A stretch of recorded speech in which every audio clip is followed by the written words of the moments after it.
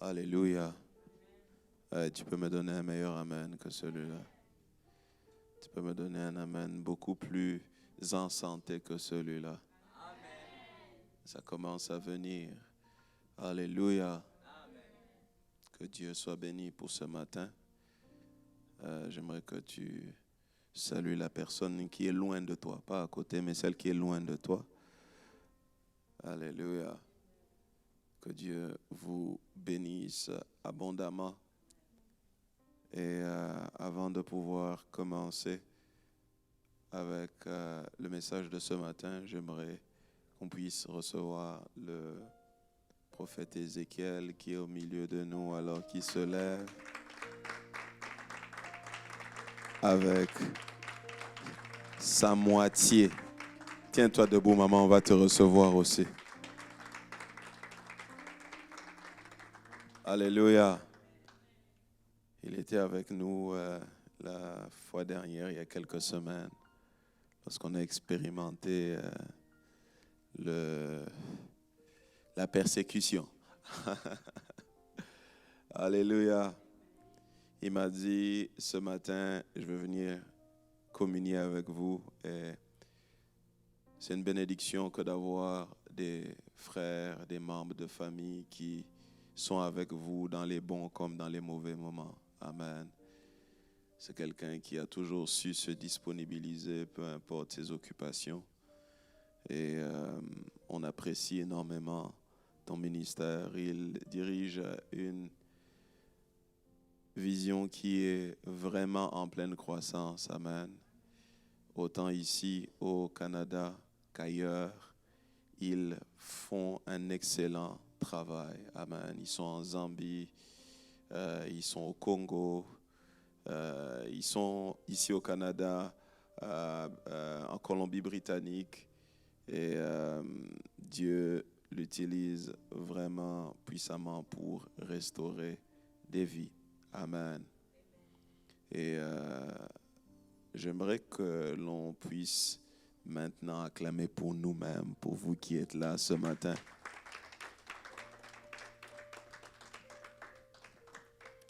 Alors, nous allons lire la parole dans Marc chapitre 1er, versets 1 à 8. Je vous invite à vous tenir debout. Nous allons lire la parole.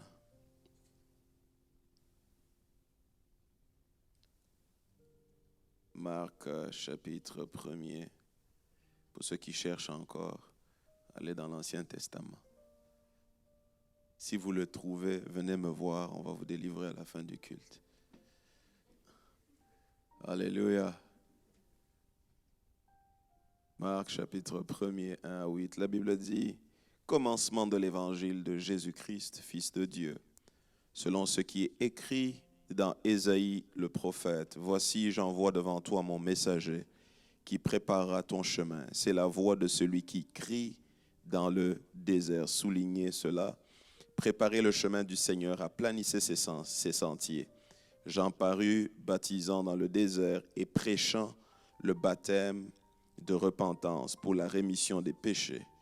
Tout le pays de Judée et tous les habitants de Jérusalem se rendaient auprès de lui et confessant leurs péchés, ils se faisaient baptiser par lui dans le fleuve du Jourdain. Jean avait un vêtement de poil de chameau et une ceinture de cuir autour des reins.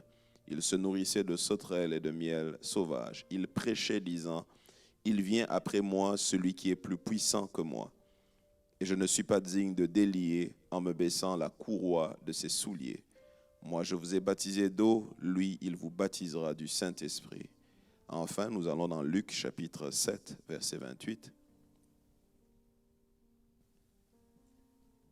Luc chapitre 7, verset 28, la Bible dit ceci. « Je vous le dis, parmi ceux qui sont nés de femmes, il n'y en a point de plus grand que Jean. Cependant, le plus petit dans le royaume de Dieu est plus grand que lui. » Que Dieu bénisse sa parole. Vous pouvez vous asseoir. Amen.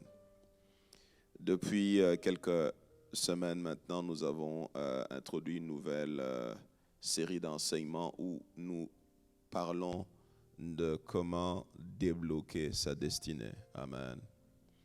Je vous ai dit que vous pouvez avoir une très très belle voiture, une très très belle maison, mais si vous n'avez pas la clé qui vous donne accès, vous allez la contempler de dehors. Amen. Et il y a des personnes ici qui ont des prophéties, qui ont des promesses, qui ont tellement de choses favorables à leur égard, mais qui ne les vivent pas ou qui les contemplent de loin. Amen. Il y a des personnes qui sont riches dans leur cahier de prophétie, qui sont riches dans leur bloc-notes, parce qu'un jour, ils ont reçu une prophétie avec une vision où ils étaient riches. Il y en a qui sont puissants dans leurs rêves. C'est dans les rêves qu'ils sont puissants, mais quand ils se lèvent, ils sont faibles, parce que le fait d'avoir une destinée glorieuse qui existe ne veut pas nécessairement dire qu'on va la vivre. Amen. Il faut avoir les principes de Dieu, les principes divins pour être capable de vivre et d'expérimenter cette destinée. Amen. Et pendant la semaine, les vendredis, j'ai commencé par parler de la vie de Ruth et je continuerai vendredi prochain. Et aujourd'hui, je vais parler d'une clé très, très importante pour pouvoir débloquer sa destinée. Amen. Et vous êtes d'accord avec moi que tout le monde ici a une destinée, n'est-ce pas? Si tu n'étais pas au courant, je te l'informe. Tu as une destinée et Dieu a un plan parfait pour toi qui va s'accomplir. Alléluia. La Bible nous parle ici d'un homme qui joue un rôle très important dans la mission de Jésus. Amen. Un homme dont on parle très peu. On ne parle pas de lui comme étant un homme qui a ressuscité les morts. On ne parle pas de lui comme étant un homme qui a construit une méga church. On ne parle pas de lui comme quelqu'un qui a marché sur les eaux. Mais on parle de lui comme celui qui est le plus grand de tous ceux qui sont nés des femmes. Alléluia. Et j'aimerais vous dire que votre destinée peut ne pas être populaire, mais si c'est à ça que Dieu vous a appelé, c'est par ça que vous allez marquer votre temps. Quelqu'un me donne un amen. La Bible parle de Jean-Baptiste qui est tout un enseignement sur la vie, tout un enseignement sur la destinée. Et aujourd'hui, j'aimerais parler d'un thème qui s'intitule « Le pouvoir de l'attraction ». Amen. Le thème semble compliqué, mais il est très, très simple. Le pouvoir de l'attraction. Alléluia. Y a-t-il déjà eu quelqu'un ici qui allait dans un centre commercial et soudainement, il passait devant un magasin et il voit un vêtement qui l'attire. Alléluia. C'est le pouvoir de l'attraction. Vous allez remarquer que tous les magasins ne positionnent pas tous les habits à la vitrine. La vitrine extérieure est faite pour exercer le pouvoir de l'attraction. Alléluia. Il y a certaines choses qu'ils vendent. S'ils les mettent à l'extérieur, à la vitrine, il n'y aura personne qui entrera. Donc, ils sont très, très stratégiques dans le choix de ce qui sera mis devant pour attirer ceux qui doivent aller à l'intérieur. Alléluia. Et la destinée a besoin du pouvoir d'attraction car tu peux avoir des bons articles à vendre, mais si tu n'es pas capable d'attirer des gens de l'extérieur, il sera difficile de découvrir ce qu'il y a à l'intérieur. C'est quelqu'un qui est avec moi. Tu peux avoir un bon message, un bon ministère, une bonne prédication, une onction extraordinaire. Tu peux vendre la plus bonne nourriture possible, mais si tu n'as pas le pouvoir de l'attraction, tu vas mourir avec tes ressources. Alléluia. N'avez-vous jamais découvert quelqu'un qui vend quelque chose et puis en fin de compte vous lui dites « mais pourquoi tu ne fais pas de la publicité ?» Pourquoi? C'était difficile de découvrir ce qu'il a parce qu'il ne comprend pas la clé derrière le pouvoir de l'attraction. Et il y a des choses que tu as dans ta vie, des choses que Dieu a déposées dans ta vie et Dieu a aussi déposé l'onction d'attirer dans ta vie. Et j'aimerais vous donner un principe avec l'onction, c'est que L'onction ne se manifeste pas si tu ne l'utilises pas. Alléluia. Tu peux avoir l'onction de guérison. Si tu ne l'utilises pas, c'est ce qu'on appelle l'onction dormante. C'est une onction qui dort. Voilà pourquoi l'apôtre Paul dit, ranime le don que tu as reçu par imposition des mains. Tu peux avoir quelque chose, un projet, mais qui est dormant. Une grâce, mais qui est dormante. Alléluia. Et l'attraction, c'est la capacité d'attirer, d'inciter un intérêt. Vous allez voir quelqu'un qui n'avait peut-être pas le plan d'entrée, mais il a lu ce qui est écrit sur le magasin et dit, écoute, je vais rentrer pour voir. Voilà pourquoi, vous savez, je le dis toujours aux gens, lorsque vous voyez un panneau, on vous écrit 50% off. Souvent sur le même panneau, il y a des petits écrits en bas. On ne lit pas. Où c'est écrit, certaines conditions s'appliquent. Alléluia. Mais le temps que tu réalises que certaines conditions s'appliquent, tu es déjà dedans. Tu as même déjà passé 30 minutes. Et des fois, c'est le fait de te dire, j'ai déjà perdu mon temps. Let's just buy it. Alléluia. C'est quelqu'un qui est avec moi. L'attraction, c'est le fait d'inciter un intérêt. Le fait de retenir l'attention. Il y a des personnes qui attirent parce qu'ils sont capables de retenir l'attention de quelqu'un. Et je crois que Dieu a déposé quelque chose en toi qui va bénir plusieurs. Je pensais que je parlais de toi. Je disais, Dieu a déposé une grâce en toi, une intelligence en toi, une sagesse en toi qui va te bénir et qui va bénir plusieurs. Mais Dieu veut ce matin te communiquer l'onction d'attirer. Alléluia. C'est une onction dont Jésus avait même besoin pour réussir sa mission. Alléluia. Et la Bible parle de Jean-Baptiste qui nous enseigne quelques principes sur le pouvoir de l'attraction. Le premier principe, c'est que le pouvoir de l'attraction donne de la valeur à qui tu es. Alléluia. La Bible déclare que alors qu'on annonce la prophétie, ça c'est le prophète Ésaïe qui annonce que avant que Jésus ne vienne, il y aura quelqu'un qui devrait venir avant lui. Mais en annonçant l'arrivée de Jean-Baptiste, on parle de lui comme étant une voix. C'est quelqu'un qui est avec moi. Il dit, il sera une voix qui crie dans le désert. Bien-aimé dans le Seigneur, ce que tu es est ce qui est censé attirer les autres. La Bible déclare qu'alors que Jésus est né, il y a une étoile qui est parue dans le ciel et la Bible dit que les mages ont su qu'il y avait un roi qui était né. Pourquoi? Les mages n'étaient pas attirés simplement par l'étoile, ils étaient attirés par l'identité de celui qui était né. J'aimerais dire à quelqu'un ce matin, il y a quelque chose que Dieu a déposé en toi. Et les gens ne seront pas attirés par ce que tu as d'abord. Les gens seront attirés par ce que tu es. La Bible présente Jean comme étant une voix. Et ce que j'aime avec la voix, c'est que la voix attire l'attention. J'aimerais dire à quelqu'un ce matin, il y a quelque chose que Dieu a déposé dans ta vie et Dieu te donnera la capacité d'attirer. Alléluia. La capacité de permettre aux gens, même s'ils avaient l'intention de passer sans s'arrêter, à cause de ce que Dieu a déposé en toi, à cause de ce que tu es, Dieu permettra à quelqu'un d'avoir l'onction d'attirer. Alléluia. J'aimerais dire à quelqu'un ce matin, Dieu va utiliser ta destinée pour attirer des personnes vers toi. Et j'aimerais dire à quelqu'un qu'il y a une étoile qui s'est levée ce matin, car il y a quelqu'un qui va exercer l'onction d'attraction. Je pensais que je parlais à quelqu'un ce matin. Il y a des personnes qui sont au courant de ce que tu es avant même que ceux avec qui tu es ne sachent qui tu es.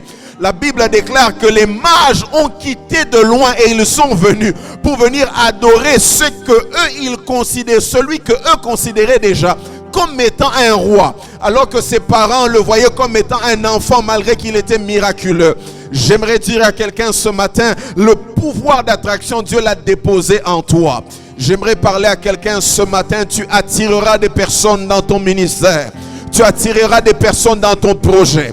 Tu attireras des personnes autour de toi. Ce matin, je viens prêcher comme en prophétisant.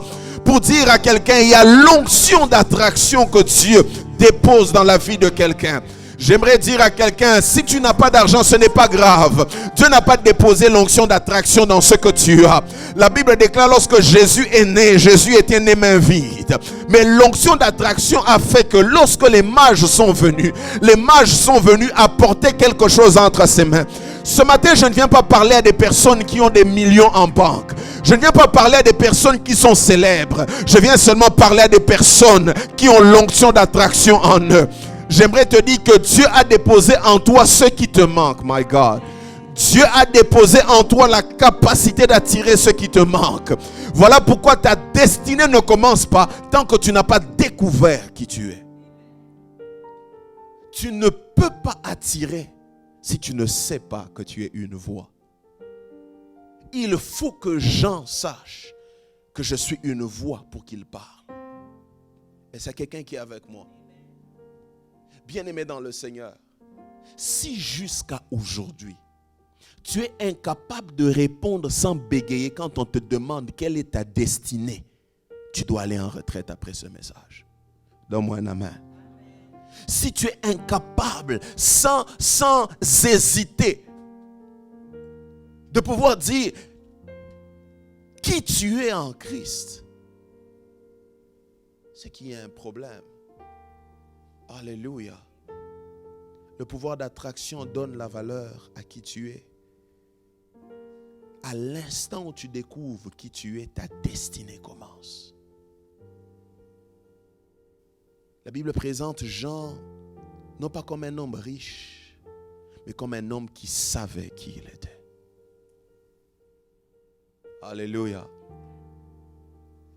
Est-ce que tu sais qui tu es? Tu sais pourquoi tu perds ton temps à copier quelqu'un? Parce que tu ne sais pas qui tu es. Tu sais pourquoi tu perds ton temps à critiquer quelqu'un? Parce que tu ne sais pas qui tu es. Quelqu'un qui sait qui il est ne perd pas son temps sur les autres. Il se concentre sur lui. Il ne perd pas son temps à détruire les autres. Il passe son temps à se construire. Il ne perd pas son temps à arrêter les autres. Il passe son temps à avancer et à travailler. Ceux qui perdent leur temps à détruire les autres sont ceux qui ignorent encore jusqu'à aujourd'hui qui ils sont. Est-ce que tu sais qui tu es? Chaque fois que l'année commence, on dit année de victoire, année de puissance, 2020, my year to shine, my year to prosper, my year to... Mais toutes ces choses, tu ne peux les accomplir si tu ne sais pas qui tu es. Alléluia. Et certaines personnes n'attirent pas parce qu'elles ignorent qui elles sont. Pourquoi? Ce qui te permet d'attirer, c'est ce que tu es. Et si tu ignores qui tu es, comment tu vas attirer? Et même, les gens peuvent être attirés, mais tu ne vas même pas les reconnaître. Alléluia. Imaginez ceci. Imaginez que les mages arrivent et voient, parce que Jésus était un enfant. Imaginez que les mages arrivent et puis ils voient les parents. Ils disent, on est venu à adorer le roi. Ils lui disent, vous vous êtes trompé d'adresse. Imaginez ça. Non, ici c'est... Est-ce que tu as vu le décor? Ici, ce n'est pas chez le roi.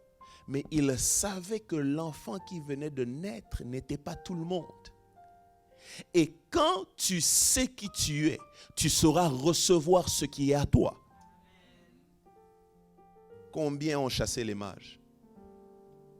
Dieu est venu vers toi pour te visiter. Mais ils disent, Seigneur, je pense que tu es en train de parler de mon voisin. Je ne pense pas que tu parles de moi. Le pouvoir d'attraction donne de la valeur à qui tu es. Ta destinée commence le jour où tu découvres et mets en application ce pourquoi Dieu t'a envoyé sur la terre. Voici le deuxième principe que Jean nous enseigne. Le pouvoir d'attraction donne de la valeur à l'endroit où tu es. Alléluia. Vous savez, ce qui fait que ce lieu est beau ou bon, ce n'est pas nous. Alléluia. La Bible dit ceci. Jean était la voix qui crie où? Imaginez que Dieu te donne une prophétie avec un lieu qui ne correspond pas à ton identité, car dans le désert, il n'y a personne. Le désert est fait pour être un lieu qui n'est pas peuplé. Mais Dieu dit que Jean, tu es une voix qui crie dans le désert. J'aimerais dire à quelqu'un, la Bible dit, quand vous lisez le texte qu'on vient de lire, que les gens quittaient la ville pour aller vers le désert. Pourquoi? Parce que dans le désert, il n'y avait pas ce qu'il y avait dans la ville. J'aimerais dire à quelqu'un que ce n'est pas le lieu qui définit qui tu es, mais c'est toi qui donnes de la... Je dis, c'est toi qui donne de la valeur. J'aimerais dire à quelqu'un, tu es dans le désert, cela n'est pas un problème pour moi. Mais je sais que Dieu peut utiliser une voix qui crie dans le désert. Je pensais que j'étais en train de parler à quelqu'un ce matin. Je ne sais pas d'où tu viens. Je ne sais pas dans quel environnement tu es. Mais je sais que Dieu n'a pas besoin qu'une voix soit une voix qui crie dans la ville pour qu'elle affecte. La voix peut être dans le désert et transformer des vies. J'aimerais dire à quelqu'un, lorsque Dieu t'envoie dans le désert, sache qu'il enverra toute la ville dans le désert. J'aimerais dire à quelqu'un, Dieu peut t'avoir appelé à quelque chose d'impopulaire. Dieu peut t'envoyer dans une direction où tu es seul. Dans une direction où personne avant toi n'est arrivé. Dans une direction où personne avant toi n'est allé. Mais j'aimerais te dire que ce qui donne de la valeur à l'endroit où tu vas, ce n'est pas l'endroit lui-même. Ce n'est pas l'endroit lui-même qui a de la valeur, mais c'est toi qui donnes de la valeur. Ce jour-là, bien-aimé dans le Seigneur, l'étable dans laquelle Jésus était né était transformée en un palais. Pourquoi? Partout où le roi décide d'habiter, cela devient un palais. Partout où le roi décide de s'établir, cela devient un palais. Voilà pourquoi la Bible dit, ce n'est plus moi qui vis, mais c'est Jésus qui vit en moi. Donc la valeur que j'ai, ce n'est pas à cause de moi-même, mais il y a quelqu'un à l'intérieur de moi. J'aimerais parler à quelqu'un. Tu peux ressembler au désert, cela n'est pas un problème pour Dieu. Mais ce que Dieu sait, c'est qu'il peut appeler une voix qui crie dans le désert. J'aimerais parler à quelqu'un ce matin. Ta vie spirituelle peut ressembler à un désert, mais j'aimerais dire à quelqu'un, alors que tu es seul, Dieu t'enverra des personnes qui vont donner un sens à la mission qu'il t'a donnée. J'aimerais parler à quelqu'un ce matin en te disant, peut-être ta vie professionnelle ressemble au désert, mais cela n'est pas grave. J'aimerais te dire que Dieu est celui qui appelle la voix qui crie dans le désert. Je vois des hommes quitter, des mages quitter leur palais, quitter leur maison luxueuse pour aller dans une étable. Pourquoi? Qu'est-ce qu'il y a de si spécial dans cette étable? Il y a le Dieu, l'éternel Dieu puissant. J'aimerais dire à quelqu'un, il y a des personnes qui viendront chez toi, même si chez toi ce n'est pas luxueux, c'est pas grave. Mais le Dieu des cieux est celui qui donne un luxe à la maison dans laquelle tu habites. J'aimerais dire à quelqu'un ce matin, ce qui donne la gloire de ce lieu, c'est le Dieu qui est établi en ce lieu. J'aimerais dire à quelqu'un, Dieu veut donner de la forme. Le lieu où tu te trouves va attirer. Je dis, le lieu où tu te trouves va attirer. J'aimerais dire à quelqu'un, Dieu n'a pas besoin de te déplacer pour te bénir. Il peut te laisser dans le désert et emmener des personnes dans le désert. Je pensais que je parlais à quelqu'un ce matin. Je prie dans le nom de Jésus que Dieu localise l'endroit où tu es et que Dieu te donne le pouvoir d'attirer. Je vois des personnes venir de loin et venir chercher l'homme faible que tu es, la femme faible que tu es, à cause de l'onction que Dieu a déposée sur ta vie. Il y a une grâce, un don que Dieu t'a donné. Et j'aimerais te dire ce matin, Dieu libère l'onction d'attirer. Je vois des grands venir vers toi. La Bible déclare, la Bible dit que toute la Judée allait au Jourdain, allait dans le désert. La Bible dit ceci, Jean-Baptiste n'était pas habillé en haute couture. La Bible dit il se revêtait de peau de chameau. Il ne mangeait pas les mets les plus compliqués. Mais ce qui est extraordinaire avec lui, il y avait une grâce et il y avait l'onction d'attirer. J'aimerais dire à quelqu'un, malgré les faiblesses que tu as, Dieu te donne l'onction d'attirer ce matin.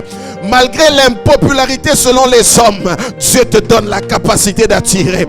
J'aimerais dire à quelqu'un ce matin, la saison d'attirer vient de commencer, my God. La saison où Dieu va nous permettre d'attirer vient de commencer. Nous allons attirer dans les finances. Nous allons attirer dans le ministère. J'aimerais dire à quelqu'un, les gens vont se demander, qu'est-ce que tu vas chercher dans cette église? Tu leur diras, il y a Dieu là-bas. Même si cet endroit ne ressemble à rien, le Dieu qui s'établit dans le désert par Jean-Baptiste permet que les foules se déplacent.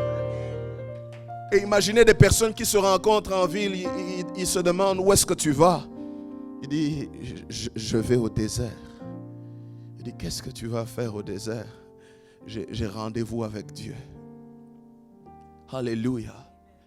Bien-aimés dans le Seigneur, arrêtez de laisser le lieu où vous êtes définir qui vous êtes.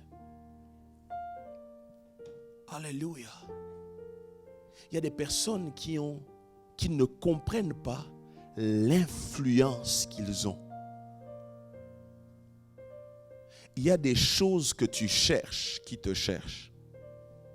Et quand tu ne restes pas à l'endroit où Dieu te veut, tu es en train de courir derrière quelque chose qui court derrière toi. Et vous allez commencer à vous suivre. Alléluia. Pour que Dieu me bénisse, il faut que je quitte. Dans le désert, comment mon ministère va décoller? Prophète, Dieu te dit, toi quitte la ville là où il y a les gens, va commencer ton ministère dans le désert. Il dit, comment les gens vont faire pour venir? Dieu t'a demandé quelque chose de compliqué. Il y a des personnes ici qui disent, Seigneur, tu m'as dit de prendre cette direction. Mais quand tu regardes selon ton intelligence, tu te demandes, comment ça va marcher? Un jour, j'ai rencontré quelqu'un, il me dit, homme de Dieu, je viens de démissionner. Alors moi, je l'ai félicité, j'ai dit, félicitations. Donc tu as trouvé un nouvel emploi? Il dit, non, pas encore. Mais Dieu m'a dit de démissionner. Je vais rester à la maison. Et j'attends une nouvelle porte qui doit s'ouvrir. Et lorsqu'il a démissionné, tout le monde le prenait pour un fou. Mais ce qui s'est passé, c'est qu'il y a eu un vent qui a soufflé dans l'entreprise et il y a des personnes qui ont été mises dehors. Et s'il était là, au lieu que sur son dossier qu'on dise qu'il a démissionné, il aurait été quelqu'un qui a été congédié. Il a cru en la direction vers le désert. Écoutez ceci. Dieu peut des fois t'envoyer dans le désert pour changer le désert. Dieu ne change pas le désert avant de t'envoyer là-bas. Il attend que tu arrives dans le désert pour te démontrer qu'il est celui qui peut te soutenir même dans le désert. Est-ce que je parle à quelqu'un?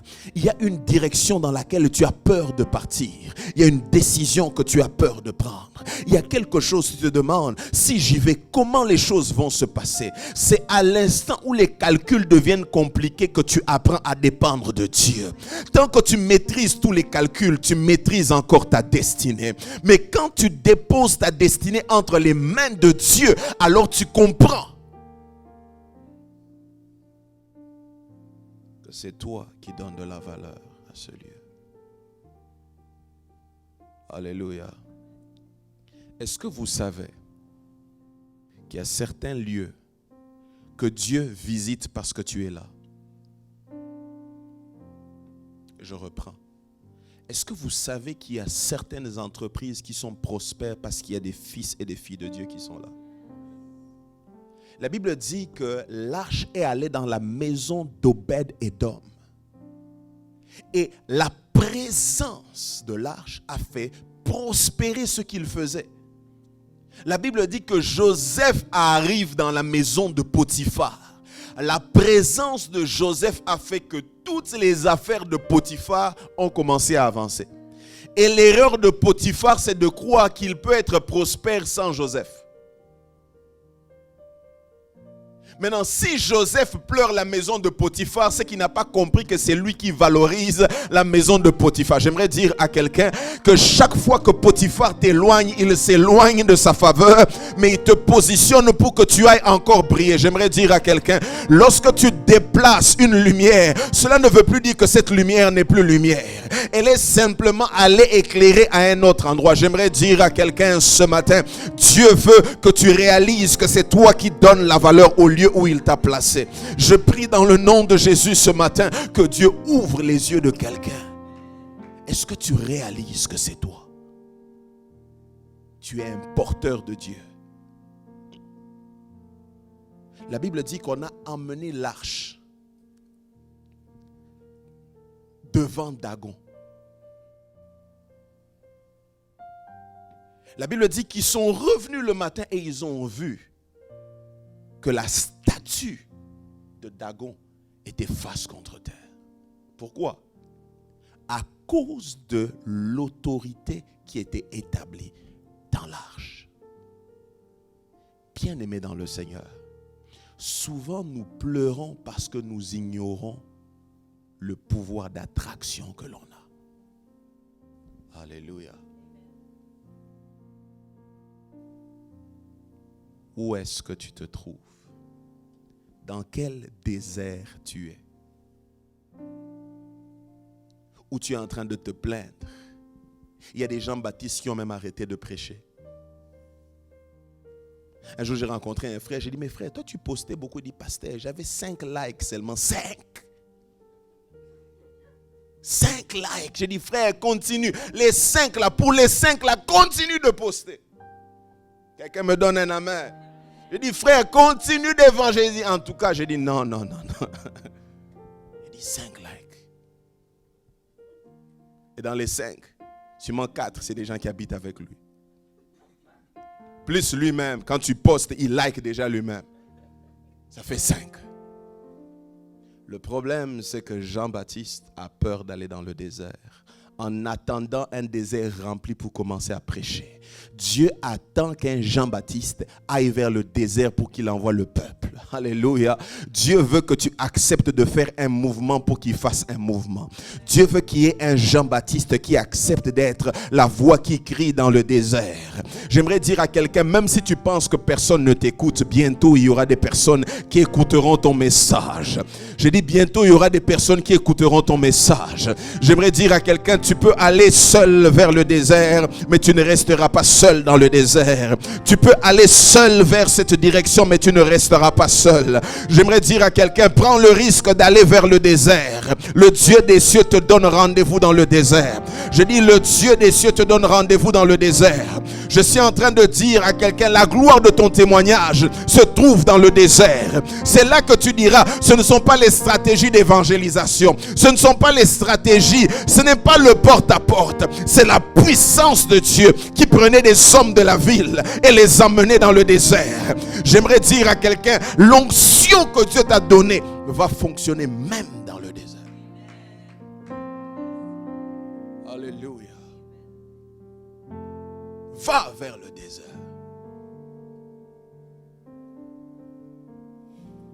Vous savez, lorsqu'un homme a le pouvoir d'attraction, peu importe l'endroit où il va,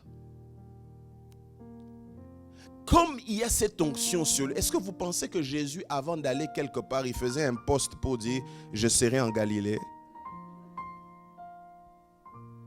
Mais l'onction d'attraction qui était sur lui faisait que même quand il voulait passer inconnu, il y avait des hommes qui venaient vers lui.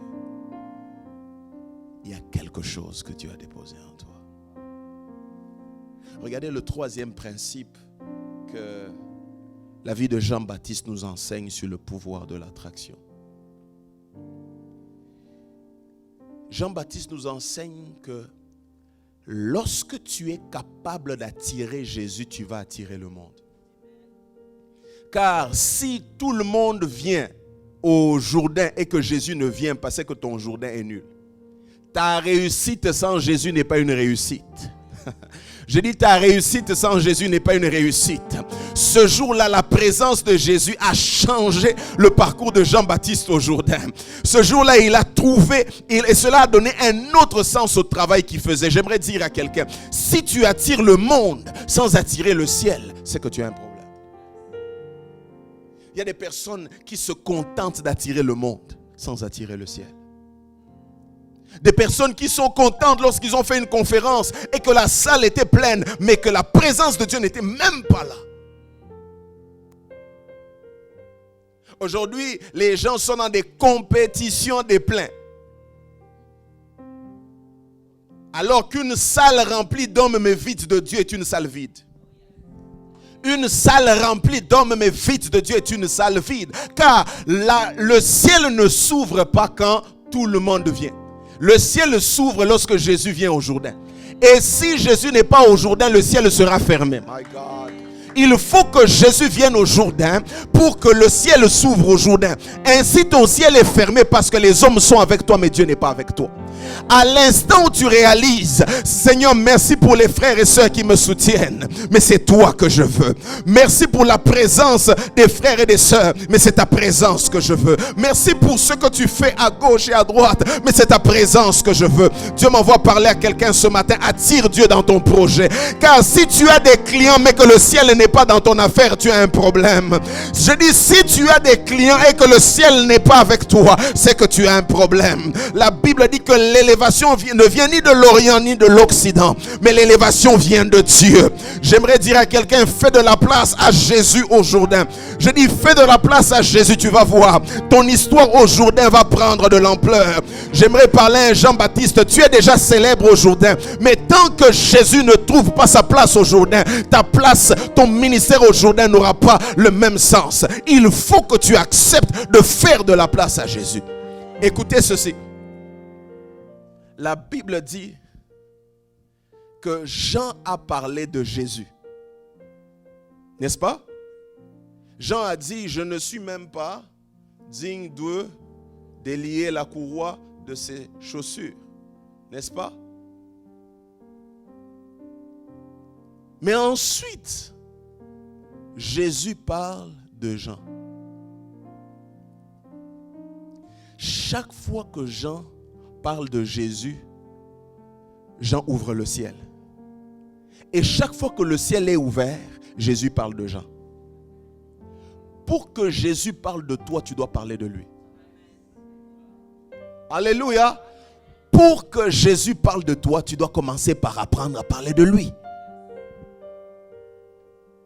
Ce jour-là, ce que tout le monde considérait comme le petit Jean qui s'habille en peau de chameau, Jésus leur a dit, de tous ceux qui sont nés des femmes, il n'y a pas plus grand que lui. La saison arrive où Jésus va parler de toi. Je dis, la saison arrive où Jésus va parler de toi. Jésus va parler de ton ministère. Il va parler de ton témoignage. Il va parler de ta famille. Il va parler de ton travail. Il va parler de ta santé. Il va parler de ta vie. Je pensais que je le déclarais sur la vie de quelqu'un. Je dis, le temps va venir où quelqu'un a proclamé Jésus de toutes ses forces. Quelqu'un a proclamé Jésus de toutes ses forces. Le temps arrive où Jésus va parler de toi. Je dis, le temps arrive où Jésus va parler de toi. Fais-lui de la place au Jourdain. Fais de lui. Fais-lui de la place au Jourdain. Et Jésus te fera de la place. Je dis, Jésus te fera de la place. J'aimerais dire à quelqu'un ce matin, n'accepte pas d'avancer sans Jésus. N'accepte pas d'avancer sans Jésus. Ne laisse pas la foule qui est au Jourdain te faire croire que tu n'as pas besoin de Jésus. Tu as besoin de lui. Je dis, tu as besoin de lui. Je dis, tu as besoin de lui. Je dis, tu as besoin de lui. Il faut qu'il vienne au Jourdain. Si Jean-Baptiste est content d'avoir la foule sans avoir Jésus, alors tout ce qu'il fait au Jourdain ne compte pas pour Dieu. Il y a des personnes qui veulent un mariage, qui ne veulent pas Jésus. Et je veux me marier, peu importe le prix, même si ce mariage m'éloigne de Jésus. Il y a des personnes qui veulent la foule du Jourdain sans vouloir l'homme du Jourdain. C'est cet homme qui donne un sens au Jourdain. Bien-aimé dans le Seigneur, Un mariage sans Jésus est une mission suicide. Donnez-moi un amen. Je vous dis la vérité. Vous allez chasser. Tu vas chasser Dieu au nom de qui? Parce qu'écoutez, les gens ont peur des combats démoniaques, n'est-ce pas? Alors que le plus grand danger, ce n'est pas Satan, mais c'est Dieu. Pourquoi? Quand tu as des problèmes avec Satan, Dieu peut te défendre. Quand tu as des problèmes avec Dieu, qui va te défendre? Même Satan a peur de te défendre. Donne-moi un amen. Vous savez que dans le jardin d'Éden, ce que Satan a fait, Satan n'a pas inventé la mort. Il n'avait pas le pouvoir de tuer. Dieu a dit, si l'homme mange, qu'est-ce qu'il va faire? Donc l'homme n'a pas été puni par Satan. L'homme a été puni par Dieu parce que l'homme a désobéi. Ainsi, la stratégie la plus facile de Satan, c'est de t'emmener à désobéir à Dieu, car là, tu n'es pas puni par lui. Quelqu'un me donne un amen. Là, lui-même, il sait qu'il dit, si te livres là-bas,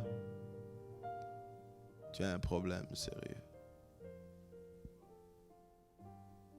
Il y a des personnes qui sont tellement intelligentes, ils ont fait un business plan. Ils ont fait l'analyse du marché. Ils ont préparé tout ça, mais ils n'ont pas prié pour leur projet. Alléluia. Des personnes qui ont un Jourdain plein, mais Jésus n'est pas là. Des personnes qui ont déjà même acheté des articles. Ils ont même commencé à vendre. Mais Jésus n'est pas là. Est-ce que Jésus est à ton Jourdain? Est-ce que Jésus est avec toi? Est-ce que tu commences avec lui? Est-ce que tu parles de lui? Car la mission de Jean-Baptiste était de préparer l'arrivée de Jésus. C'est quelqu'un qui est avec moi.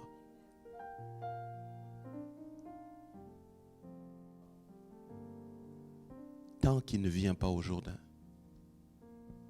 ton Jourdain n'a pas de sens. Il y a des personnes qui sont allées à l'université. Quand ils sentent maintenant que ça devient chaud, là maintenant ils vont voir les hommes de Dieu. En tout cas, homme de Dieu, j'ai besoin de connaître la direction de Dieu pour savoir si Dieu me voit toujours en médecine, parce que la médecine, je pense que j'ai beaucoup de combats. D'ailleurs, j'ai fait un rêve où j'étais mécanicien. Frère, ce n'est pas un rêve que tu as fait, c'est ton imagination, parce que ton Jourdain est devenu sec et puisqu'il n'y a plus personne, tu réalises que tu n'avais pas fait de la place à Jésus. Donne-moi un amen. Des personnes qui sont spécialistes à commencer sans Dieu.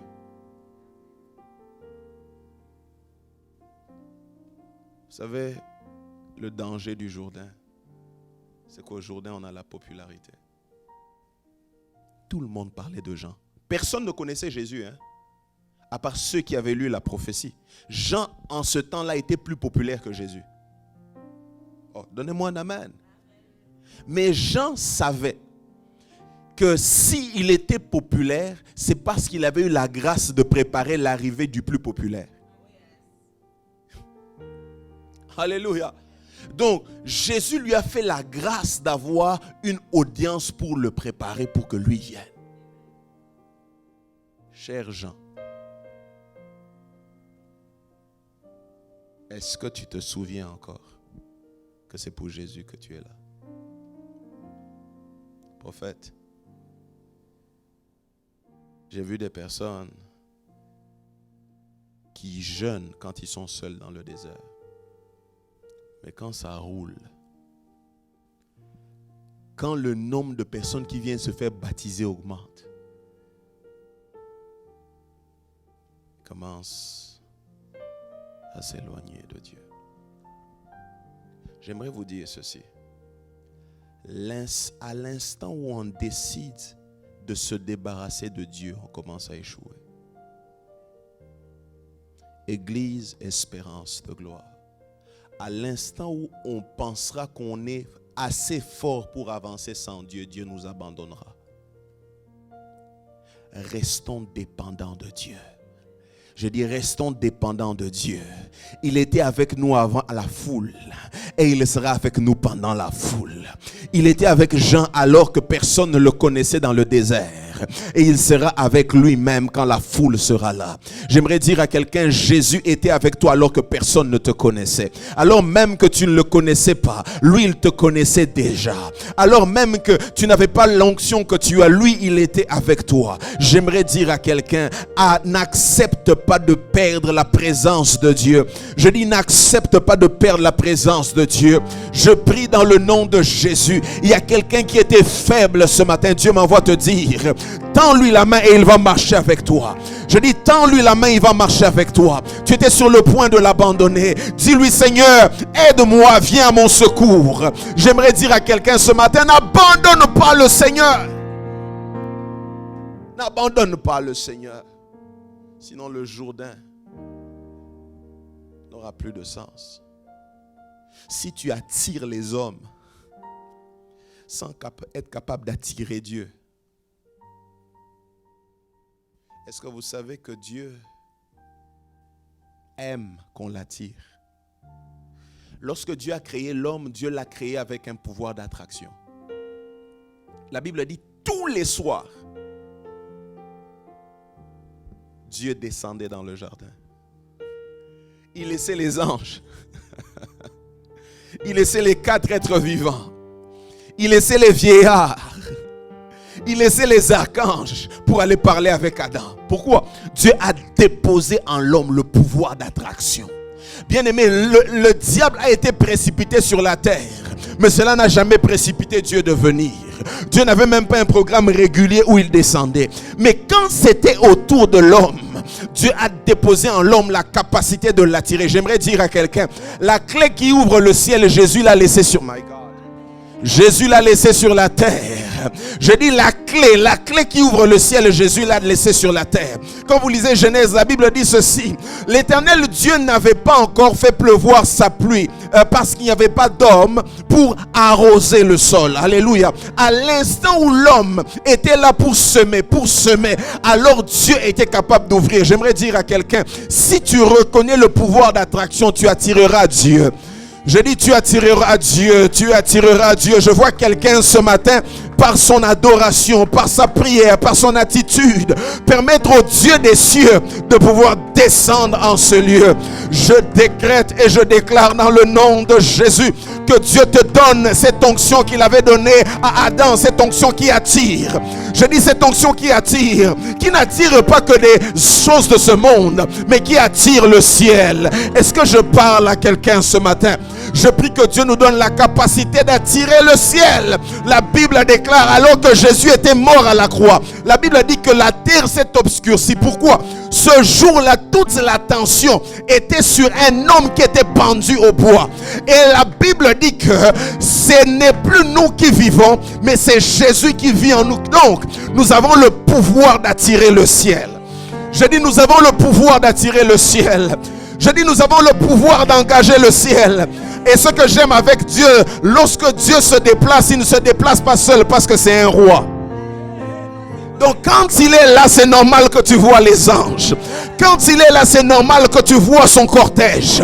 Quand il est là, c'est normal que tu réalises que Dieu est là avec tout son cortège. Je prie ce matin que Dieu nous donne le pouvoir d'attirer le ciel.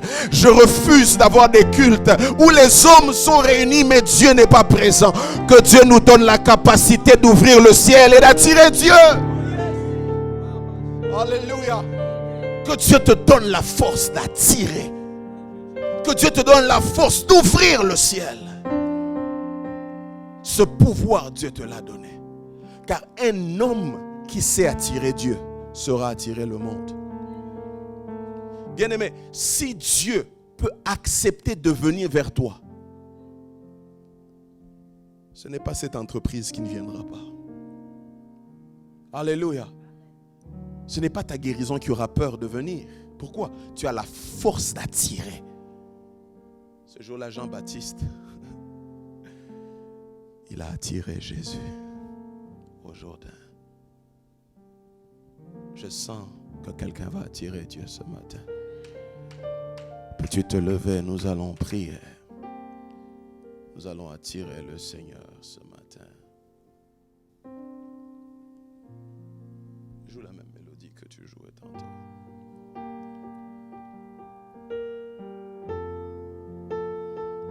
J'aimerais simplement que là où tu es, que tu aies tes yeux fermés.